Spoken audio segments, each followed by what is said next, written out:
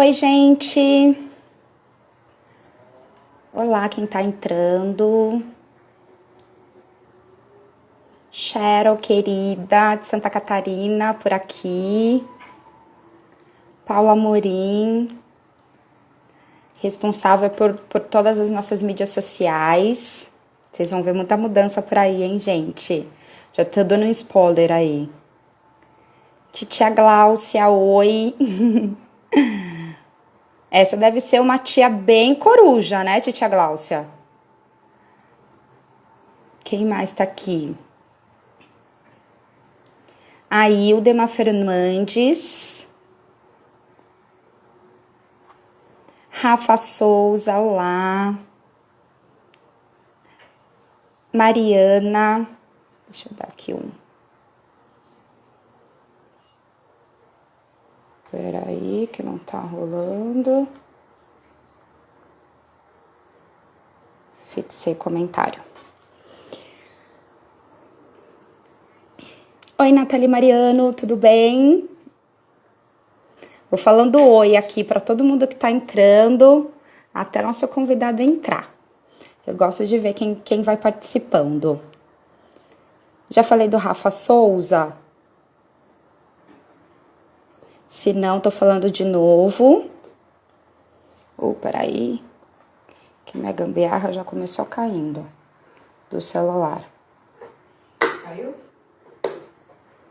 Aham, peraí. Acho que foi. Não.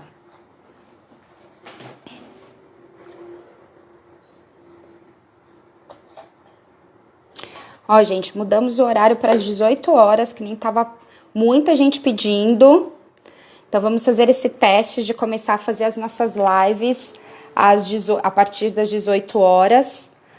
Estávamos fazendo alguns testes em junho, fizemos às 17, porque algumas pessoas falaram que preferem fazer às 17, que está acabando ali o dia, ainda está falando sobre o tema que costuma trabalhar, diversidade e inclusão e tudo mais, né?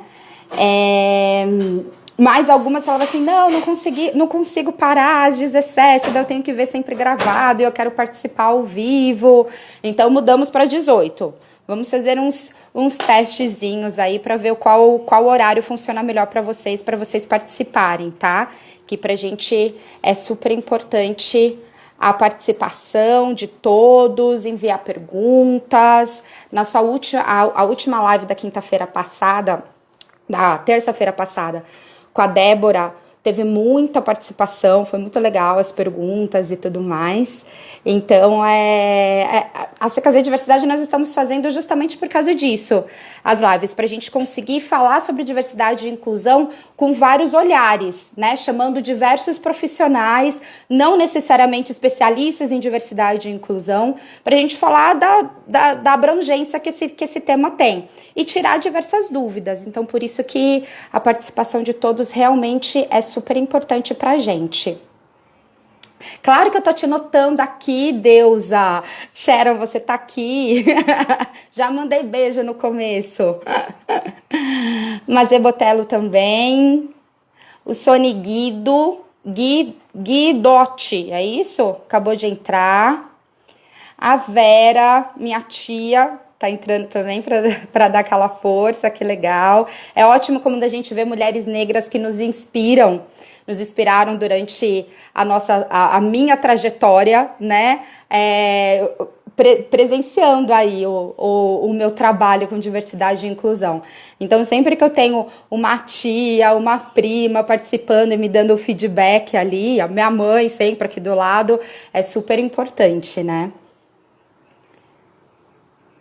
A Sandra Veloso aqui. Oi, Sandra, tudo bem? Que bom. E o nosso convidado... nosso convidado entrou e eu perdi. Fiquei falando com vocês e não vi que ele já está por aqui, hein? Vou te chamar, Lei, agorinha mesmo.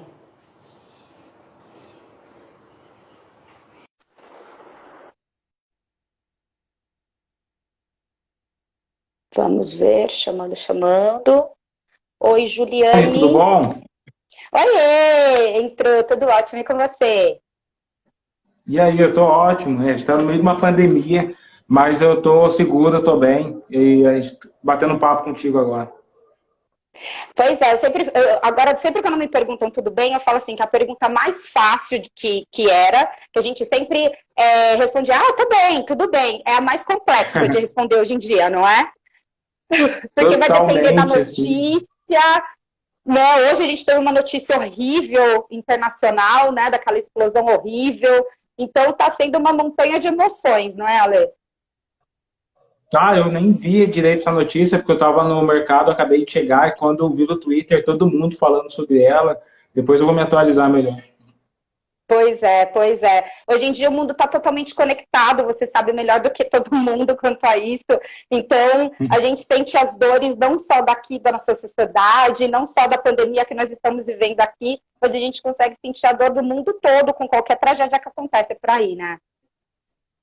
Sim, a gente acaba se conectando uma verdadeira aldeia global, assim, né? É verdade, é verdade. Bem, isso que nós falamos tem muito a ver com o nosso tema, que nós vamos falar sobre futuro, e quando a gente fala sobre futuro, a gente fala sobre globalização, sobre tecnologia, porque a tecnologia que nos conecta com essas notícias no mundo inteiro, né? A gente fala sobre essas coisas estão todas conectadas, né? Ale, nós começamos a fazer na CKZ Diversidade essa série de lives, estava falando antes de te puxar aqui, que era justamente para a gente começar a falar sobre diversidade e inclusão num âmbito muito vasto, sabe? Assim, porque quando eu chamo profissionais de diversas áreas para falar com olhares diferentes sobre diversidade e inclusão, a gente consegue entender que isso não é uma coisa assim, aquelas ações afirmativas, aquela ação de RH. Não, é algo do nosso cotidiano, do dia a dia, que gere todas as atividades, né, que nós temos. Então, eu chamei aqui para bater o papo a Luana Genoda, e nós falamos sobre as ações que as empresas podem fazer, como engajar a liderança. Chamei o Jonathan Raimundo, ele bateu um papo comigo sobre o contexto histórico para a necessidade das ações afirmativas. Semana passada, a Débora Simon, nós falamos sobre dress code. Então pode parecer uma coisa, puxa, esse tema é tão importante, mas é importante falar sobre como se vestir, que é a nossa forma de expressão, né? E daí, como você pode ver, tudo que eu fui falando, chamei a Daniela Almeida, que nós falamos sobre racismo estrutural, muita coisa sobre a história, né, para explicar o histórico, muita coisa para explicar o presente, mas agora eu te chamei para falar sobre o futuro, né? Então vamos falar sobre o que a diversidade e inclusão pode trazer para o futuro. E eu só conseguia pensar em você para falar sobre isso, por causa do seu currículo, vou até te apresentar aqui antes, né, que eu comecei já aqui empolgada, né? Quem não conhece Ales Santos, esse cara que eu admiro pacas, ele é especialista em storytelling, professor em gamification na SPM, desenvolve projetos para startups, é escritor, tem um livro aí que eu estou na metade dele devorando, é escritor de ficção e fantasia afro-americana, e é um dos nomes mais citados quando a gente fala de afrofuturismo. Esqueci de mais alguma coisa, Ale? Não, eu sou colunista do Point Jornalismo também, e é isso. E eu estou há muito tempo aí pensando nisso, trabalhando no mercado de inovação também. Eu acho que isso acaba, o afrofuturismo converge o que eu já faço no mercado com aquilo que eu acredito no entretenimento, no imaginário das pessoas.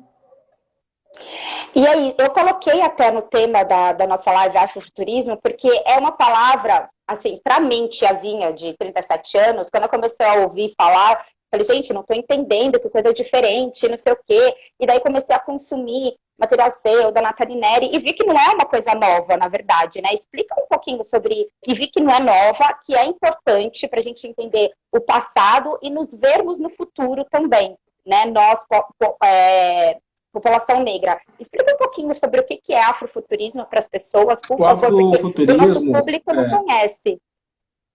O afrofuturismo, ele, assim, explicando para a galera mais fácil entender, ele é olhar para a inovação, para a tecnologia, para o futurismo a partir da ancestralidade negra. Porque de onde que ele surge? O termo mesmo surge na década de 90, através de uma amostra de arte lá, de um cara que era o Mark Derry, mas o conceito de negros olhando para o futuro a partir da sua ancestralidade já é um pouco mais antigo, né? Então a gente pode encontrar o Sun Ra fazendo isso, aquela música, o Rhythm and Blues, que falava que vinha do espaço e tinha toda aquela questão de levar, de que todos os negros vinham desse espaço, também eram descendentes de deuses e reis e mitologias assim. Você tem a Janelle Monáe fazendo isso no álbum Arcadroid.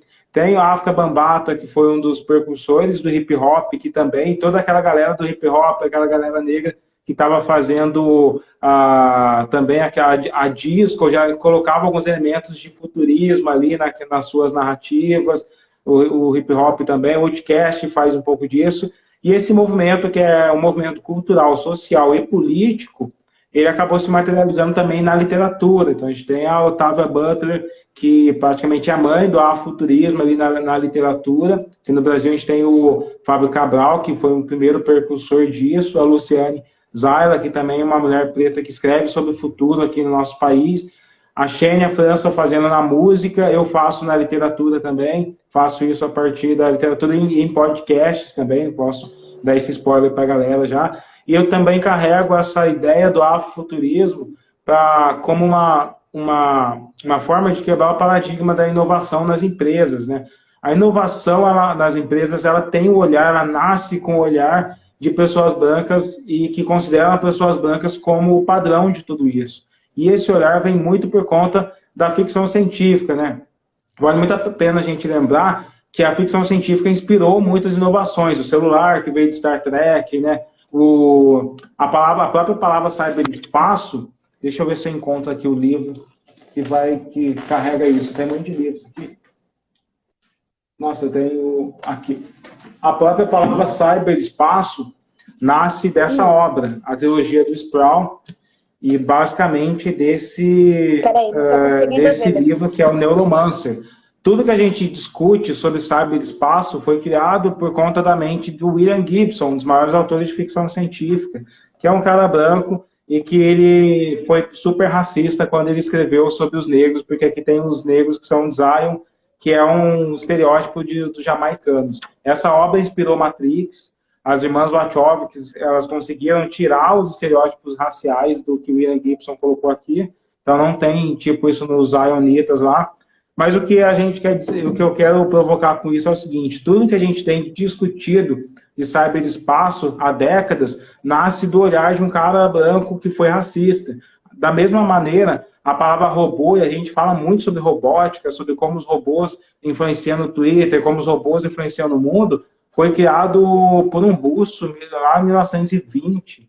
Então, assim, tudo que a gente discute hoje de tecnologia surge do imaginário de pessoas brancas. O afrofuturismo vem romper isso, vem colocar o povo negro no centro das inovações tecnológicas também. Talvez a gente não precise nem usar o mesmo nome cyberespaço, talvez a gente precise criar uma nova concepção do que seria um robô a partir das mitologias africanas. Então, quando a gente cria essas utopias, cria imaginário de como seria um ambiente hipertecnológico a partir da experiência negra, que é o que o Pantera Negra fez, a gente também inspira que os cientistas, que os inovadores das empresas criem startups, criem tecnologia, criem outras soluções a partir da imaginação de pessoas negras. Nossa, e isso, quando eu ouvi você falando sobre isso, eu achei muito interessante, né? Que então, do que a ficção, ela na verdade, ela dá o drive, porque hoje é a realidade de tecnologia, né? Então pode parecer que é alguma coisa que, puxa, só para ficar em livros, mas não, influencia a atualidade da tecnologia, certo? Sim, hologramas, tem uma lista exorbitante de coisas que eram ficção e depois se transformaram em realidade. Porque a ciência, e quando a gente pega, por exemplo, Star Trek, eu gosto muito da série Star Trek, quando a gente pega os primeiros congressos de Star Trek que existiram no Brasil, década de 60, 70, os maiores nomes da ciência estavam lá, né? Os construtores, os escritores de ficção científica no passado eram cientistas. Júlio Verne, que criou a Volta ao Mundo em 80 Dias e criou a 20 Mil Léguas Submarino, ele era um geógrafo, se eu não me engano. Então, tipo, os caras estavam pensando em ficção, e aí é um processo de retroalimentação, a gente imaginar o futuro e a gente buscar aquele futuro. Então, quando a gente vê que a ficção é uma imaginação utópica sobre um futuro, e que existem pessoas que se inspiram e passam a buscar esse futuro, e a gente vê que não existe espaço para o negro nesse futuro utópico de imaginários brancos, a gente consegue perceber por que as estruturas de startups hoje desfavorecem negro, por que as startups que são unicórnios, por exemplo, como o iFood, tem todo esse rolê de desqualificar e de não conseguir compreender a realidade dos negros que são os seus integradores. Então, quando a gente parte de um imaginário que ele já nasce para desqualificar, para hierarquizar a experiência da pessoa negra, a gente está levando para dentro das nossas instituições também uma estrutura de pensamento que não considera a nossa existência, que não considera a nossa vida. Nossa, e esse exemplo que você deu dos aplicativos de comida, eu acho que ele é muito atual e a gente consegue linkar muito bem mesmo, né, Ale? Porque, assim, você pode ser uma empresa, uma startup inovadora, mas se você não tiver uma cultura inclusiva, se você não tiver diversidade dos seus colaboradores, que vai lá e vai falar assim, ó, pera um pouquinho, eu já trabalhei de entregador e eu sei que isso daqui não é justo, ou esse tipo de comunicação não está falando com eles. Se você não tiver essas vozes diferentes falando dentro da sua empresa, alguma ponta não vai se ligar, né? E hoje em dia a gente está vendo que as pessoas estão ligadas nas empresas que não estão ouvindo todo tipo de público, né? Tanto o consumidor dele interno, né? Quanto o público dele externo. E esses aplicativos de entrega, de delivery, estão sentindo esse movimento. Então, acho que é muito isso que você falou, né, Ale? Quando a gente fala aí de afrofuturismo, é você conseguir ver as pessoas negras projetadas no futuro. Quando você fala a necessidade de você ver isso, é quando você fala que as empresas elas precisam ter a diversidade e a inclusão, né, para ouvir todo mundo e fazer para todo mundo, né, projetar todos os produtos dela para realmente todo mundo. Sim, a gente precisa também pensar em como a gente pode empoderar pessoas negras para elas também criarem as próprias inovações, tá ligado? A gente não quer só que as startups sejam construídas lá na Avenida Paulista e depois empreguem as pessoas como entregadores da periferia. A gente quer que a periferia construa seus próprios algoritmos, suas próprias startups, e empreguem as pessoas da Avenida Paulista. A gente precisa fazer isso. Não tem limite para a tecnologia. Mas quando a gente está enxergando que a tecnologia que a gente diz, acredita que é democrática, acredita que facilita a vida de todo mundo, reproduz as estruturas de poder da sociedade, né? São sempre empresas de pessoas, homens brancos, que dominam todo o campo da tecnologia. Então a gente começa a ver que esse futuro inclusivo aí é uma mentira, né? Ainda mais num país onde a gente não tem acesso à internet para 100% das pessoas, né? Num país de 200 e tantos milhões de pessoas, a gente tem uma inteligência coletiva sendo feita por 100 milhões de pessoas apenas.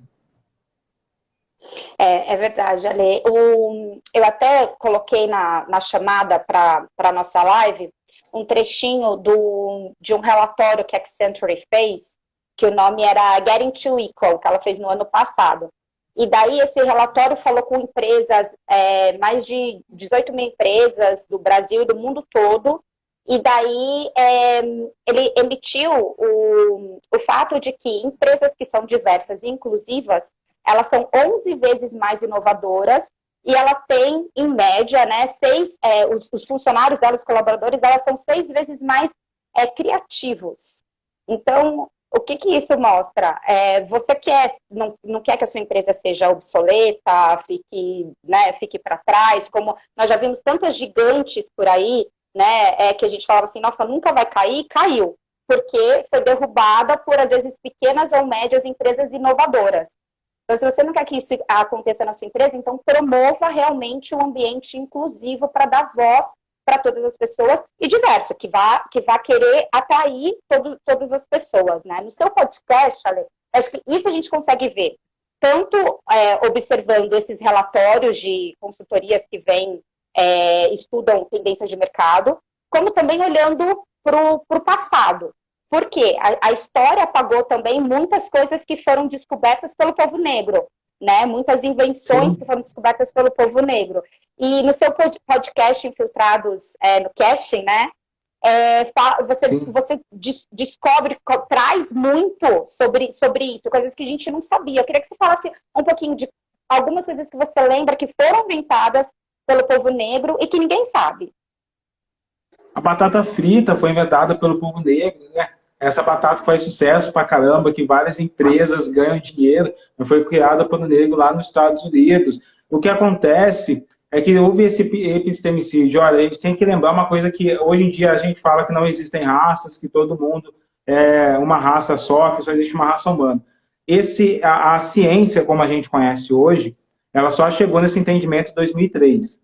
Então, podem pesquisar em livros de antes de 2003, você vai ver que a ciência acreditava que nós éramos raças diferentes, e quanto mais para trás de 2003 você for, se você foi uma pessoa educada em 1960, 70, você aprendeu que negros são menos inteligentes. Isso porque isso é notório, isso é fato, porque está escrito nos livros. Aquela história daquelas cientistas que estão reproduzidas lá naquele filme Estrelas Além do Tempo, isso é uma crença social.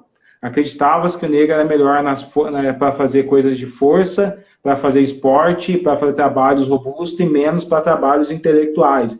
Então, os filósofos diziam isso, os cientistas diziam isso, e o que acontecia é que, por conta dessa crença, eles desconsideravam, sabe? Quantos Shakespeare não puderam nascer na África ou na periferia do Rio de Janeiro, só porque a sociedade acreditava que ele nunca seria capaz e, por isso, nunca deu uma escola de qualidade, nunca deu uma oportunidade, nunca fez com que ele chegasse na sua empresa, tá ligado? Então, acho que a gente precisa muito questionar essas crenças que existem na sociedade e perceber que, às vezes, o que a gente considera como privilégio, na verdade, é só uma estrutura melhor de educação, é só, de repente, uma pessoa que não precisou ir para a escola só para comer, tá ligado? Às vezes é só uma pessoa que estava lá e não precisava pagar as contas em casa, ou não chegava numa casa e tinha pai e mãe e a conta de luz estava paga e por isso tinha um desempenho melhor.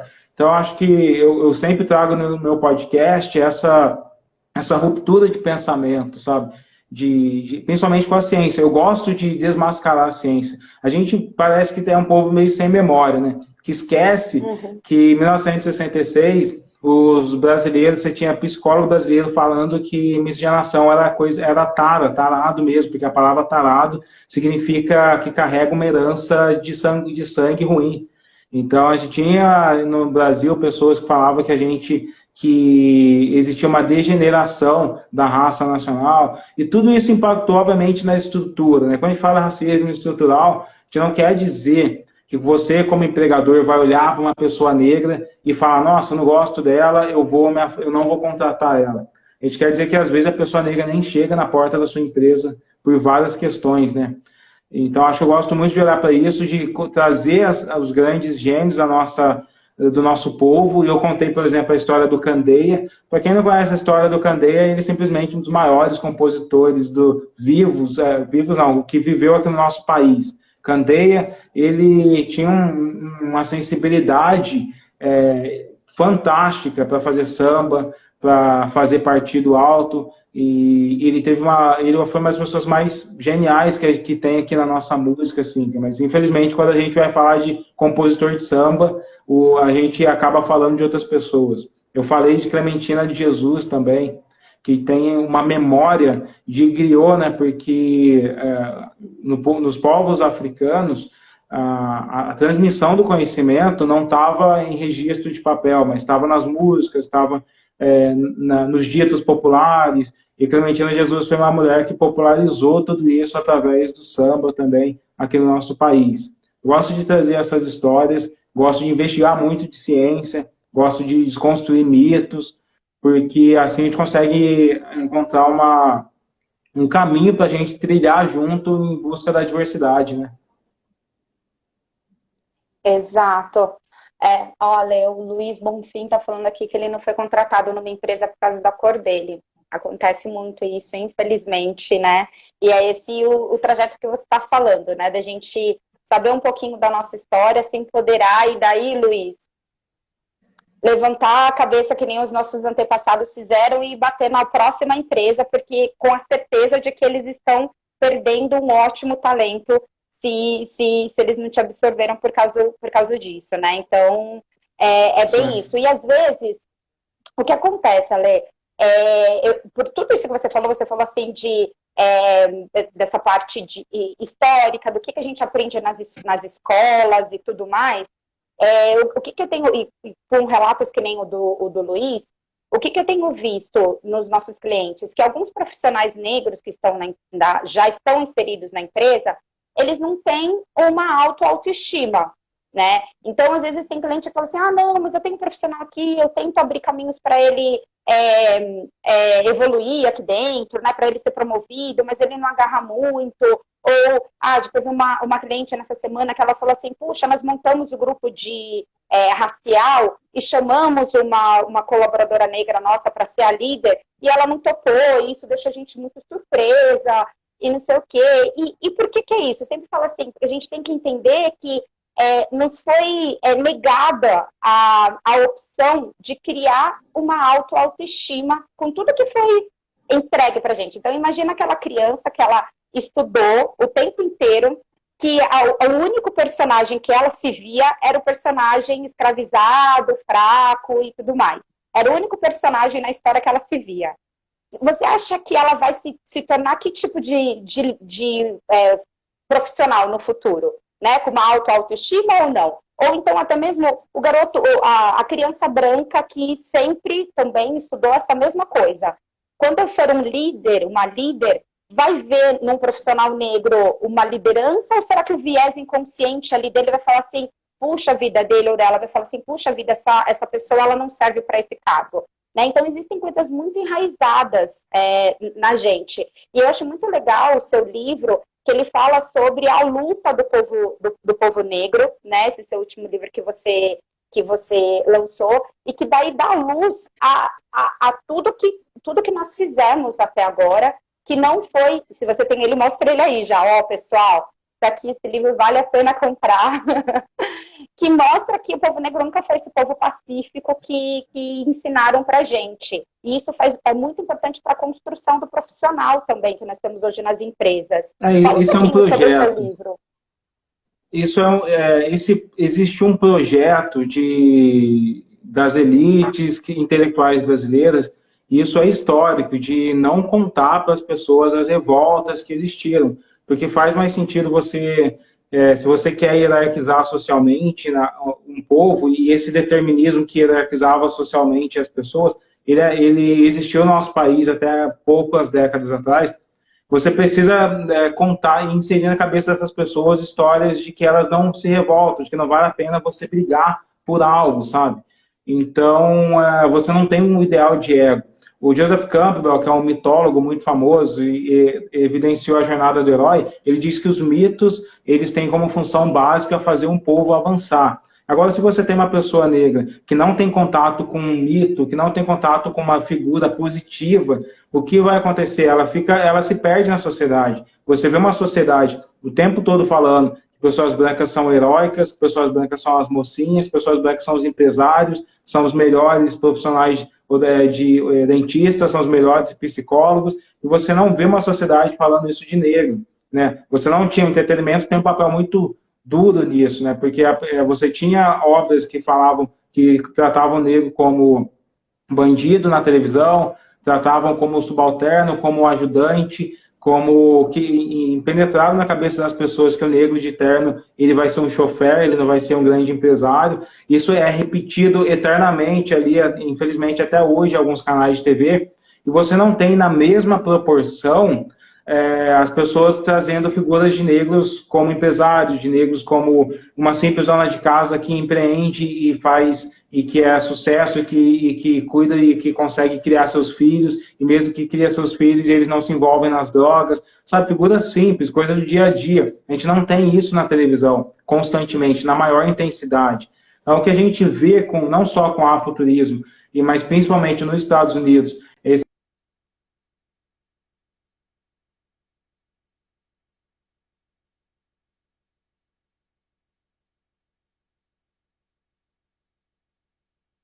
O Ale caiu para mim? É minha internet ou será que é a dele, hein? Voltou.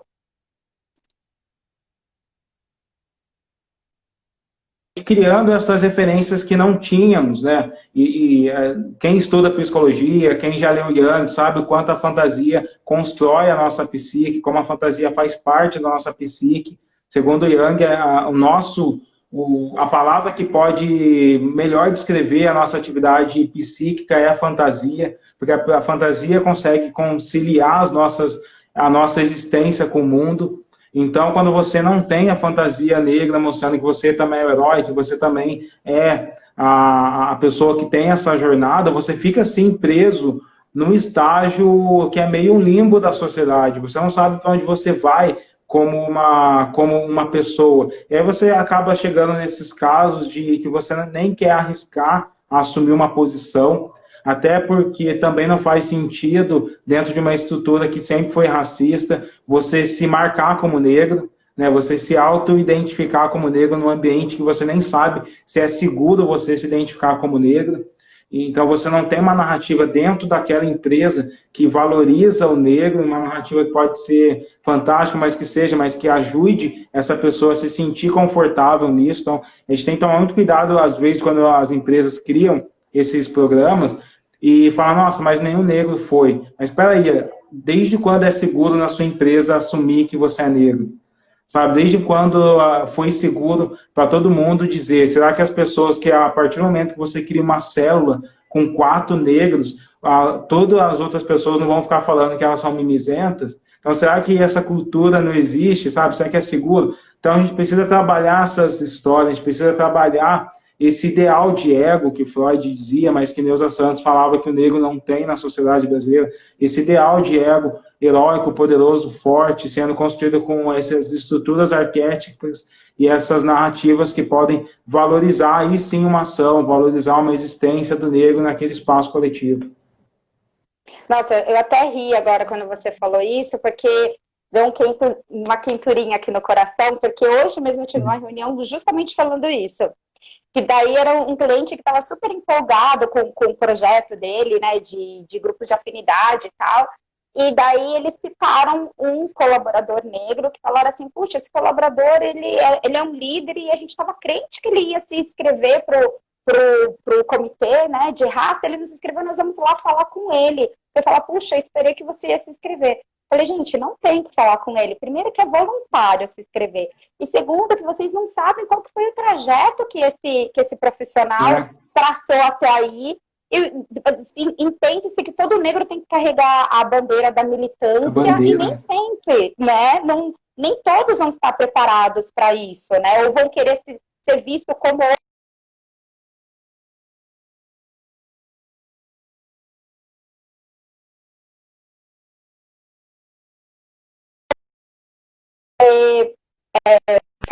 exatamente o que eu falei hoje pro meu cliente. Bem, um pouquinho, o trabalho que você tem feito é justamente contar, eu vi uma reportagem que você falou assim, que você acredita que nós temos que contar a nossa história para que a história seja bem contada, né? Eu adorei a série que você fez com o BuzzFeed de heróis negros, né? Que alguns eu não conhecia. Né? Quais que foram mesmo, assim, os heróis? Eu contei, o que eu mais gosto é do Chico Rei, de contar a história de Chico Rei, que foi o cara que, eu costumo dizer que ele inventou o Black Money no Brasil, né? Porque ele começou a juntar ouro na própria cabeça, assim, quando ele trabalhava, quando ele era escravizado numa mina de ouro em Minas Gerais, e com o ouro que ele juntava no cabelo, ele conseguiu pagar a própria alforria de seu filho e vários amigos, e montar um reinado que é celebrado na Congada, lá em Ouro Preto, até hoje. Legal. E tem de uma princesa também, porque isso daí é outra coisa que é super importante falar, né? Nós tivemos reis, a Jacimbagaba, né? Eu tenho a imagem dela aqui, porque a história dela está aqui no livro também.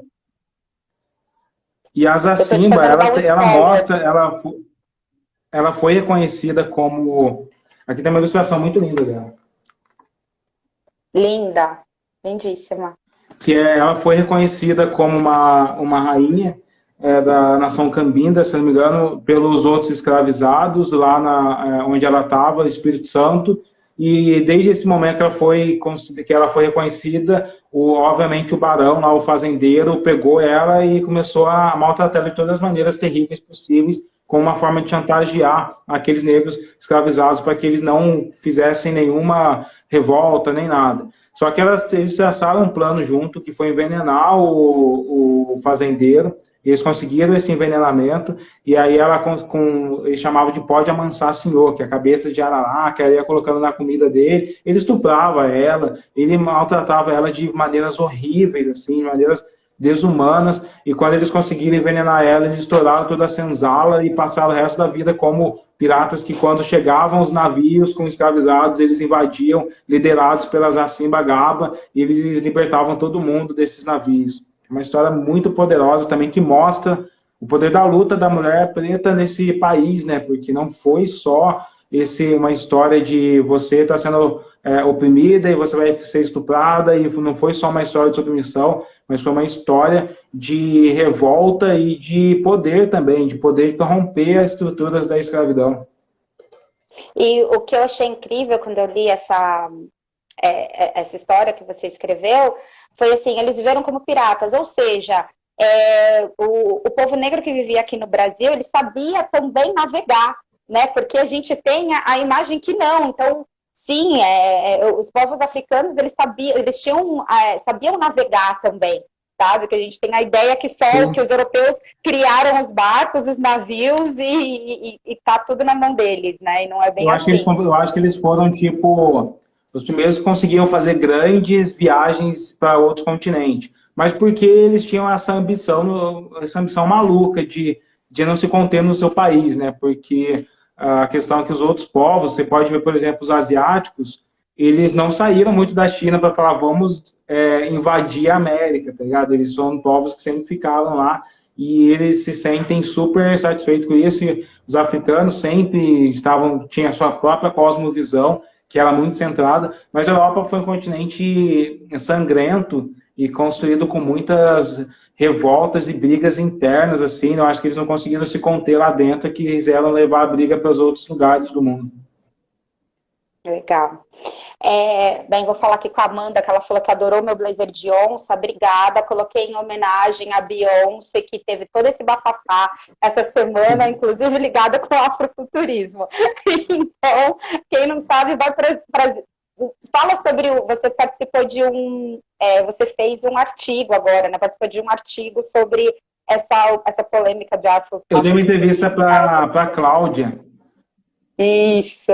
E dei uma entrevista para a Cláudia, porque geralmente assim, é importante a gente falar sobre isso, porque as empresas cometem muito esse erro, que é analisar o contexto negro a partir da perspectiva não negra. Então, geralmente, a galera quer entender, quer analisar, por exemplo, a cultura do hip hop utilizando a estética de Mozart. Então, não faz sentido nenhum. Aqueles caras que saem da academia com a sua experiência e quer olhar, usar a sua lente, o seu óculos, para uma cultura que não tem os mesmos valores, que não tem a mesma experiência de vida, que não tem nem mesmo a mesma forma de acontecer, sabe? Então, eu critiquei muito isso, porque quando essa autora ela vai falar da Beyoncé, ela começa a querer colocar numa régua que não cabe Beyoncé, sabe? Como a gente pode valorizar os filósofos africanos, toda a experiência de vida negra, a gente pode valorizar os pensadores negros brasileiros, para olhar, para criticar mesmo que seja negativamente a Beyoncé, e não, tipo, reproduzir o racismo, que é trazer uma régua europeia para colocar o negro dentro dessa régua, que essa régua foi feita para nos infidelizar. É verdade, é verdade. Ale, voltando um pouquinho para o corporativo, no corporativo, nos últimos anos, ficaram muito em evidência algumas expressões como brainstorm, storytelling, feedback, todo mundo fala isso em qualquer tipo de empresa. E daí, elas, independente do que cada uma dessas expressões trazem, todas a gente pode falar que elas consistem em ouvir, dar espaço de fala, né, para que se falem, né, daí a partir daí que você consegue a construção. Então, feedback, você precisa falar, a outra pessoa precisa ouvir, né? O brainstorm, todo mundo senta na mesa e fala a sua opinião, e todo mundo ouve para que consiga construir uma coisa nova, e aí vai. E eu costumo falar que nada disso acontece se você não tem um ambiente inclusivo na empresa. Então, acontece, se você realmente não tem uma empresa que ela esteja preparada para ouvir o que todos têm para falar, independente da raça, independente da orientação sexual, independente da formação, né? Se você não tem um ambiente que realmente vai deixar aquela pessoa à vontade para falar o que ela pensa, não adianta você usar todas essas expressões americanizadas que não vai funcionar lá dentro. Porque todo mundo vai sentar na mesa e vai falar, repetir exatamente o que aquele líder que não é inclusivo fala, que a gente chama isso de viés de grupo, né? Então, o chefe fala que é melhor, o chefe ou a chefe fala que é melhor azul, aí, como ele não é inclusivo ou ela não é inclusiva, todo mundo vai falar assim, é verdade, é melhor azul. Porque você não tem um ambiente inclusivo ou uma postura. Então, não adianta ficar falando essas palavras da moda. Eu acho que esse exemplo da Beyoncé é clássico. Se a gente tiver essa autora que criticou a Beyoncé, que é a Leila Schwartz, ela é dona da maior editora, de uma das maiores editoras de livros do Brasil, que é a Companhia das Letras, uma das fundadoras, né? Se você pega uma empresa que tem 5 pessoas iguais a ela dentro de uma sala, elas não teriam aprovado o lançamento do álbum da Beyoncé. Imagina, você está podando, limitando o poder de uma, sabe, da Beyoncé, que é essa rainha preta que fala com o mundo todo, que conecta com todo mundo e que faz muito dinheiro com tudo isso, só porque não cabe na sua régua do seu próprio mundo, do seu óculos, da forma como você escolheu ver e hierarquizar a experiência cultural. É isso mesmo, isso a gente consegue trazer em tudo, né? Às vezes pode ser uma ideia diferente de criação de software, uma ideia diferente de forma de fazer um relatório, uma ideia diferente de forma de vender um produto, que se todo mundo pensa igual ali na mesa, vai ser barrado, e às vezes era uma ideia incrível. Você já fez alguma consultoria numa startup que você visualizou isso? Assim, puxa, todo mundo pensa igual, e o ambiente não deixa com que crie-se coisa nova. Nessas suas consultorias de empresa, você já sentiu alguma coisa assim? Eu dou aula na pós da ESPM, então, eu já participei de projetos com startups, onde a gente vê, e parece assim, que existe essa bolha da branquitude nesses ambientes. Eles não percebem que eles são todos iguais, que eles vêm nas mesmas faculdades, que eles moram nos mesmos bairros, que eles ouvem os mesmos tipos de música, bebem a mesma cerveja e fazem o mesmo roteiro de intercâmbio no mundo. E nenhum deles conhece, tipo, as músicas que a gente ouve naquele pagodinho na laje da nossa casa, tá ligado? Ninguém tá ligado dessa experiência de vida. E até mesmo quando a gente vai falar de outros estados, a maior parte dessa galera, porque o centro empresarial brasileiro que faz mais grana é São Paulo, não conhece a vida de um periférico do Amazonas, de Maceió, de Goiás, não sabe o que a gente está falando. O Brasil é muito mais do que essa imagem que as novelas da Globo criaram de Rio e São Paulo, tá ligado? Então, essas pessoas não conhecem. A maior parte dessas empresas que se dizem inovadoras, dessas startups criadas por esses garotos que saem esses Faria Limers, nunca aprovaria o segundo maior canal de música do mundo, que é o Condzilla. Por elas, Condzilla nunca teria chegado nesse lugar. Verdade, verdade. E o que você falou aqui, falando um pouquinho sobre a cultura do norte e tudo mais, é muito válido, porque aqui é claro que a gente está trazendo um pouquinho para a temática preta, mas quando a gente fala de diversidade e inclusão, a gente está falando aqui de tudo mesmo. Então, eu mesma, a primeira vez que eu fui para o norte foi agora em 2019, e eu falei assim, gente, parece outro mundo mesmo, sabe? Assim, é outro mundo. Eu, como paulistana... Inclusive, entre negros, é outro rolê de negros, né? Exato, exatamente. Então, se a empresa ela se prepara para ser inclusiva com negros, com mulheres, ela vai ser inclusiva também com pessoas de diferentes estados. É disso que a gente está falando. A gente está falando de uma construção, porque, às vezes, as empresas, quando elas pensam, o Paulo está falando aqui, para de Fala de Roraima, que ele é de Roraima, eu falo que é a única pessoa de Roraima que eu conheço na vida. Ah, E não é tô conhecendo verdade. ninguém de Roraima. Tá vendo? Um dia eu vou te apresentar a Paula Amorim. E quando a gente fala de diversidade, a gente está falando de tudo isso. E o quanto se perde de pensar realmente somente com a cabeça. Daí, branca, cis, hétero de São Paulo. Poxa vida, você está fechando aqui e quando você está produzindo um produto para o Brasil todo, ou às vezes para o mundo inteiro, né? Então, isso que é muito importante, gente. Quando a gente fala de diversidade e inclusão, às vezes de equidade racial, eu vejo alguns brancos que eles ouvem assim, verdade, precisamos fazer alguma coisa, porque realmente, coitado do povo negro, não sei o quê. Gente, todo mundo perde com isso. É uma matemática que, economicamente, a economia está perdendo com o racismo. Para se manter essa estrutura racista, economicamente, nós estamos perdendo. Então, a sua empresa está perdendo, você está perdendo, a economia brasileira está perdendo. E é importante olhar por essa vai visão, perder né, cada Ale? vez mais.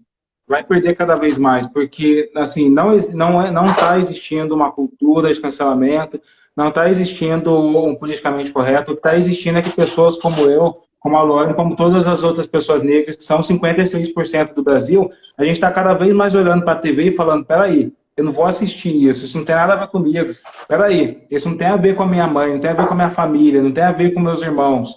Então a gente está procurando se espelhar, como todo ser humano procura se espelhar. O problema para essas empresas que querem se manter, conservar essas tradições racistas, é que esse espelhamento está crescendo, está organicamente atingindo a mente dos brasileiros, né? A gente tem aqui uma estatística que diz que 56% dos brasileiros não se identifica mais com as propagandas de televisão. O mercado publicitário, a gente vê quantas empresas aí que existiam de nome gigantesco, quebraram, não existe mais, sabe? Quantos figurões do mercado publicitário entraram para salvar agências e não conseguiram salvar a agência, porque eles contavam uma história para pessoas que talvez naquela época, décadas atrás, até os negros falavam, pô, não tem negro, vou viver nesse mundo. Só que hoje não, a gente não quer mais ver nesse mundo, não tem negro na TV, na literatura, eu vou construir o que eu quero, eu vou usar as redes sociais, eu vou fazer, eu vou contar a história que eu quero. E aí outras pessoas vão se conectando. Se você não entender que esse movimento não vai retroagir, que esse número só vai aumentar, que essa live que a gente está fazendo está impactando, de repente, outras pessoas negras que vão querer se conectar com o Black Money, que vão entender que seu dinheiro é um poder de escolha e é um poder de ativismo também, essas empresas vão perder, porque a gente vai fazer isso acontecer. É isso mesmo, e daí a gente volta para a tecnologia, né? Que nós estamos conseguindo tudo isso através do que hoje, nós estamos utilizando as ferramentas que nós temos hoje. São as mídias sociais. Então, nós temos uma expansão de consciência muito maior, porque hoje a gente consegue consumir materiais como o do Ale Santos, que daí eu começo a ver, nossa, eu fui enganada todo esse tempo. Então, isso só vai expandir. Então, o que as empresas têm que entender é que a tecnologia hoje, ela está deixando o consumidor mais perto dela e com voz. Então, se as empresas não começarem a criar realmente para 100% desses consumidores, ela vai criar para, então, 40% da população. Então, vai ser uma escolha da empresa. Você vai ser diversa ou inclusiva e você vai fazer o seu produto para 100% da população brasileira, ou você vai querer fazer para 40%, porque 56% acordou e está consumindo aquilo que conversa com ele, né? Então, por isso que é muito importante realmente você ser inovativa, ser diversa, ser inclusiva e tudo mais. A gente tem falado muito, Ale, aqui das empresas que não estão indo para o caminho certo. Você tem algum exemplo de empresa que você fala, puxa, essa foi para o caminho certo, essa é inclusiva, essa é tecnológica? Não vai existir uma perfeita, assim, mas eu tenho olhado e eu tenho gostado muito do que a Luísa está fazendo com o Magazine Luiza. Ela, no meio de uma pandemia, onde a gente vê muitas pessoas demitindo funcionários, a Luísa conseguiu manter o quadro de funcionários, não ameaçou demitir funcionários em nenhum momento e aumentou seus lucros, aumentou suas vendas, garantindo que esses funcionários trabalhem com segurança, sabe? Eu acho que Isso por quê? Porque a gente já tem uma mudança no paradigma. A gente não está falando de homens brancos que se acham os bilionários inteligentes, detentores de todo o conhecimento. A gente está falando de uma mulher que ocupou esse espaço e que falou, vou fazer do meu jeito, tá ligado? A gente está vendo isso acontecer e eu acho que isso é uma quebra desse paradigma. A gente tem vários sociólogos brasileiros, Florestan Fernandes, que fala, por exemplo, que a base da sociedade é a mulher preta. Se a democracia estiver funcionando para a mulher negra, que a gente sabe que é a mais preterida economicamente, socialmente, tudo, o dia que a mulher negra for o topo da pirâmide, todo o resto da sociedade vai estar usufruindo da democracia, vai estar bem, tá? Porque ela é a base de toda a estrutura, ela é o maior indicador da nossa sociedade. Então a gente precisa trabalhar para que alcance, e não só as mulheres pretas cis, mas as trans também, porque elas devem ser as mais preteridas ainda. Então o dia que a gente conseguir que a economia não machuque mais as mulheres pretas trans, e as mulheres pretas cis, isso vai significar que o homem negro também não vai estar sendo prejudicado, que o homem branco não vai estar sendo prejudicado, que a mulher branca não vai estar sendo prejudicada. Esse recorte ele é muito necessário, etnicamente, só para a gente buscar um indicador exatamente econômico, um indicador social da nossa democracia, né? Acho que a Luísa é uma pessoa que eu estou olhando bastante, que eu acho que dessa pandemia mostrou como as coisas estão sendo feitas. Eu gosto do que a Netflix tem se posicionado, ela se posicionou com narrativas negras, falando que nós vamos buscar diversidade, sim. Teve algumas séries, como Casa Gente Branca, que recebeu muito dislikes, teve uma mobilização de uma militância. Ela não estava nem aí, ela colocou e falou que eu vou dobrar, eu vou colocar mais personagens negros, agora eu não vou ter mais só narrativas negras de contexto negro, mas eu vou colocar personagens negros em narrativas que não eram de negros, do passado, como ficção científica, como fantasia. A gente vê isso acontecer. Então, eu gosto muito disso. Perfeito. Pedindo só para repetir o nome do sociólogo, eu falei Florestan Fernandes. Legal. E também a Diena falou que é para falar do Pará, sim, Pará também, tá, Diena? E o Rafa Souza, ó, falta 5 minutinhos para a gente terminar a live. Então, acho que essa pode ser essa última pergunta. O Rafa Souza, ele falou que perdeu a definição de Black Money, mas a gente não chegou nem a falar de definição. Você citou algumas vezes, mas nós não falamos. E daí ele está pedindo para você explicar, então, o que seria o Black Money. Tem um movimento Black Money no Brasil com a Nina Silva, e vocês podem pesquisar aqui no IG, que é o movimento Black Money, e aí vocês vão entender que é um movimento que foi inspirado muito no que um líder negro americano fez, que é o Marcus Garvey, que é tipo, já que a economia não chega até nós, já que o dinheiro, a economia segrega, vamos fazer o dinheiro girar entre a gente mesmo, o lance de negros comprarem de outros negros. Aqui no Brasil, negros movimentam 1,7 trilhão de reais. Se a gente organizasse essa distribuição, as empresas iriam ter muito medo. Nenhuma delas iria pensar 2 vezes para não vender para o povo negro, sabe? Então, esse movimento Black Money, esse movimento social e político de empoderamento econômico da população negra. É isso mesmo. Bem, acho que dá para a gente responder a última perguntinha aqui, ó, da Amanda. Ela perguntou se a gente tem esperança que um dia o Brasil vai ser economicamente justo em algum momento. Eu vou responder, daí você responde, daí eu vou terminar a live para não perder essa live, pelo amor de Deus, preciso gravar isso daqui. Meu Deus. Eu tenho esperança. Lá na FECAD a gente fala que a gente tem paixão em transformar. Então, se eu não tivesse esperança de que o Brasil ia ser economicamente justo, ou ia ser mais justo, eu não estaria nem tentando transformar. Então, eu estou fazendo a minha parte. E eu tenho esperança, sim, de um futuro melhor, da consciência expandida, não só da população negra, como da população branca também, e de ver essa transformação. Eu vejo que existem várias pessoas trabalhando em diversos âmbitos, né? Eu trabalho na transformação do corporativo, o Alê também, e também informando. Então, com essa junção, eu acredito num Brasil melhor. E você, Alê? A última pergunta, deixa eu já falar tchau. Muito obrigada, viu? Pelo despedida, galera. Maravilhoso.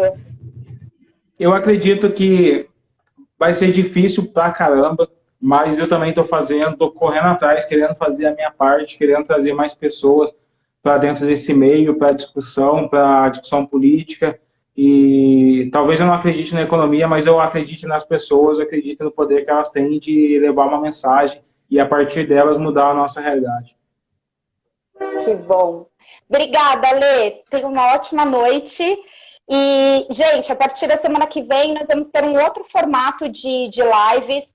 Semana que vem vocês vão conhecer quem é da CKZ, que eu falo tanto, que é a Cris Kerr, que é quem fundou a CKZ, e eu. Nós vamos fazer um bate-papo de perguntas. Então, as perguntas que nós não conseguimos responder aqui, sobre diversidade e inclusão, na terça-feira que vem, a partir das 18 horas, nós vamos responder. De novo, Ale, obrigada, te admiro muito, sou uma grande fã, viu? Lisângela, estamos muito juntos, a gente volta aquele dia para falar mais aqui. Combinado, estão pedindo mais, viu? Você viu que tem pergunta aqui, ó, que eu te chamo de novo. Tchau, tchau. Tchau.